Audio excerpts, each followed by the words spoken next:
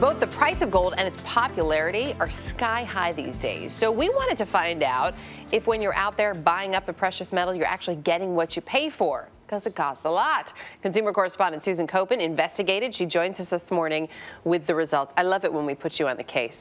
Thanks, Erica. Good morning, everybody. Well, gold is selling at more than $1,400 an ounce. $81 billion was spent on gold last year alone.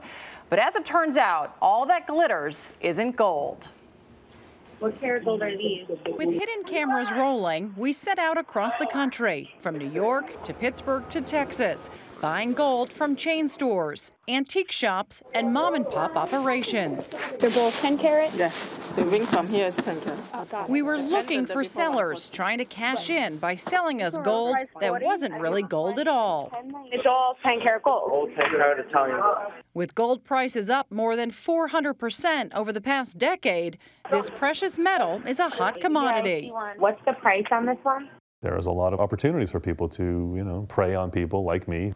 Lauren Kaplan says he spent $800 on a gold ring and bracelet stamped 14 karat.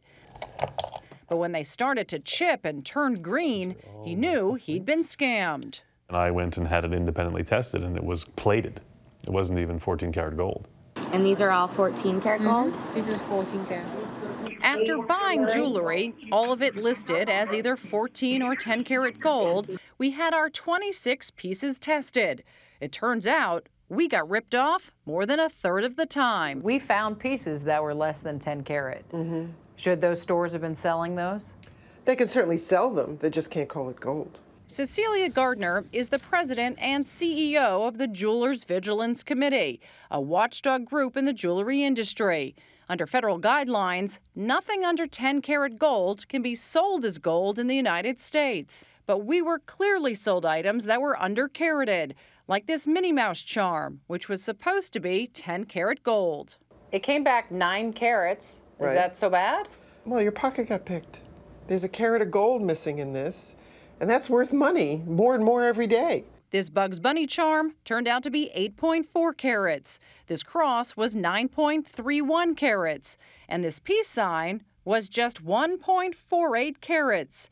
Keep in mind, they were all sold to us as 10 karat gold. You paid for gold that isn't there, And the consumer is none the wiser. sadly. Lauren Kaplan says his gold buying days are over. I feel foolish. I should have been smarter. Obviously, I was not paying attention. And retailers can be fined or even face criminal charges if they are caught selling gold that's under-carated. The stores where we bought the bad gold told us to bring it back for refunds, and one store owner blamed his supplier for the under-carated gold, Erica. Interesting, that supplier, huh? Yeah. So what can you do then when you walk in? Because if the sign says 10, 14, 18 karat gold, you would hope that's what you're getting. Well, a lot of the places where you're getting ripped off are these sort of bargain basement places. So shop at a retailer that has a good history, that has a really good reputation, and check to see if they have a quality assurance program where they are actually testing the gold themselves before they sell it. Okay. And also inspect that gold. So the Minnie Mouse charm, for example, if you take a look at it and you flip it over on the back, there's no markings, nothing that says Disney, there's no 10 karat stamp. So a clear example of bad gold, possibly bad gold. A piece like that should on the back then say, again, this is 10 carats, or in that case, it's a copyrighted character. Right, and something like, we also bought a little Steelers logo charm. It was 14 karat gold. On the back, you see that it's stamped NFL. It was also stamped 14 karat, and it turned out to be legitimate. It was 14 karat. That was good for you, the Steelers fan. That's right. Susan, thanks. All right.